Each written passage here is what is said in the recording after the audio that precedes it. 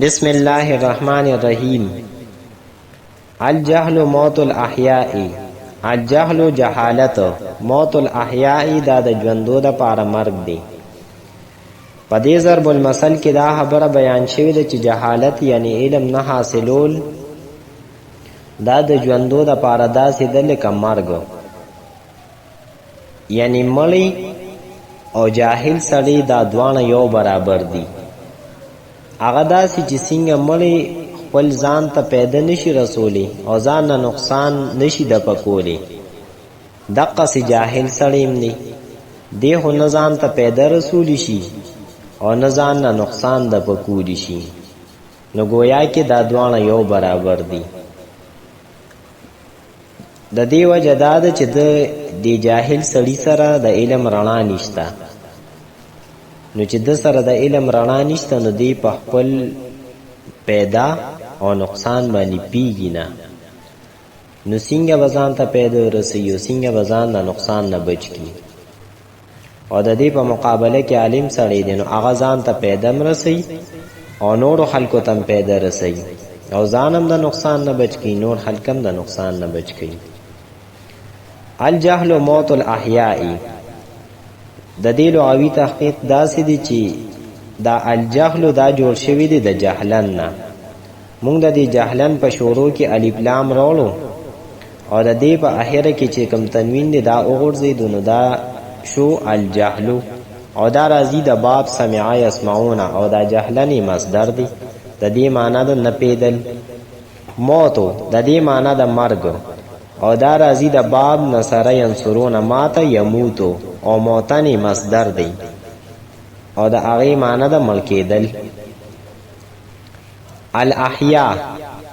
دا جمع مذکر مکسر ده او د دې واحد راځي حیون او دا راځي د باب سمع یسمعون. حیا یحیا او حیاتن مصدر دی.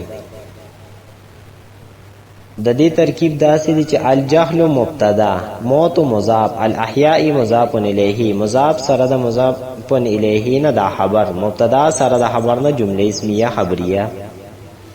الناس اعداء لما جهلوا. الناس خلق اعداء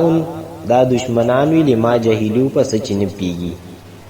په دې ضرب المثل کې د انسان یو عجیبه طبیعت بیان کړی دی چې د یو شیز د خصوصیاتو نه نی خبر،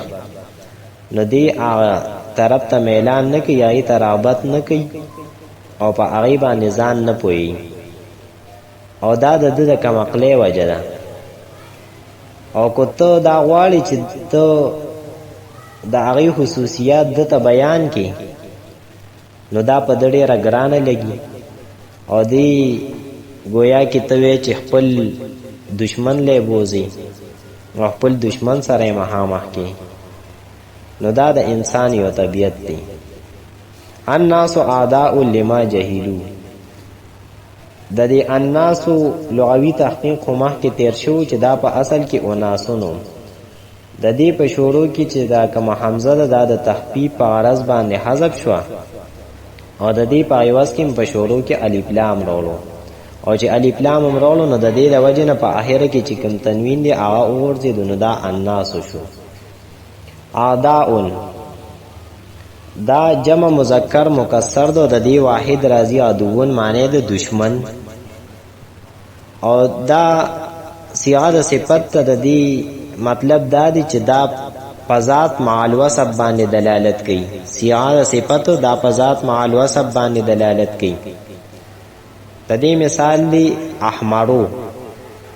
احمرو ار سور شیز ته وایي، نو دا په ذات مع الوصف باندې دلالت کوي، یعنی په دغه ذات هم دلالت کوي او په دا سوروالی صفت چې دی چې دا وکیوي نو په دغه هم دلالت کوي. کو ته دغه شیز نه سوروالی لرې کې نو دا بیا هغې ته احمرو نه وایي، ولې دغه صفت نه لرې شو، نو دغسې د عدوون هم دی. لما جهلو کې لام جار دی، ما موصوله ده، او جهلو دا د جمع مذکر عیب په ماضی معلوم صیغه ده، او دا راځي د سمع یسمعو باب نه. جهلا یجهلو او جهلنی مصدر دی، معنی ده نه پیدل. د دې ترکیب داسې دی چې الناس مبتدا اعداء صيغه د صفت لما جهلو کی لام حرف جار ما موصوله جهلو پیل او پدې کې دا و ضمیر دا د دې فاعل نو پیل سره د خپل فاعل نه دا جمله فعلیه خبریه صله شو د ما موصول لپاره موصول سره د صله نه دا مجرور شو د لام حرف جار جار سره د مجرور نه متعلق شو اعداء صيغه د صفت پوری صيغه د صفت سره د خپل متعلق نه دا خبر شو د مبتدا الناس لپاره مبتدا سره د خبر نه جمله اسمیه خبریه العاقل تکفیه الاشاره العاقل عاقل سری تکفیه کافی کیږي د لپاره الاشاره اشاره پدې ضرب المثل کې دا خبره بیان شوی ده چې عاقل سړی ته صرف اشاره وکي بس دا د هغه د لپاره کافی ده عاقل سړی دی ته وایي چې په یو کار باندې سوچ کی او بیا د هغه سوچ مطابق عمل کوي خو کو هغه په هغه کې غلط شي او ته صرف اشاره وکي نو هغه بیا هغه کار ټیک کوي او د دې په مقابله کې جاهل سړی نو کو هغه ته ډېرم پی کې هو هغه کار نشي ټیک کولی نو العاقل تکفیه الاشاره د دې لغوي تحقیق داسې چې العاقل دا د اسم فاعل صيغه دا واحد مذکر اسم فاعل صيغه ده او د دې جمع راځي او قلا او قالم جمع راځي عاقلون جمع راځي او د دې معنی دا عقل من سړی تکفیه دا تکفی دا پیل او دا هی ضمیر مفعول به دا دې سره یوځای شوی دی نو تکفی د پیل مضارع صيغه ده واحد مؤنث عائب او دا راضی د ضرب یضربو باب نه کفا یکفی او کفایتن مصدر دی کافی کېدل او دا هی ضمیر دا مفعول به دی الاشاره په وزن د الاقامه دا په اصل کې وو اشوارونه نو و متحرکو ما قبل ته حرف صحیح ساکن او دا شین چې کوم دی نو د دې و دا حرکت ما قبل لور کو او ووم په الف باندې بدل کو اوس دو الفونه په یو ځای کې جمع شو نو اول پکې مد دی نو دا اول الفم وګورځو او د دې په ایواز کې په اخره کې تا راوړو نو اشارتون شو معنی د اشاره د دې ترکیب داسې دی چې العاقل مبتدا تکفی فعل هی ضمیر مفعول به مقدم او الاشاره فاعل د تکفی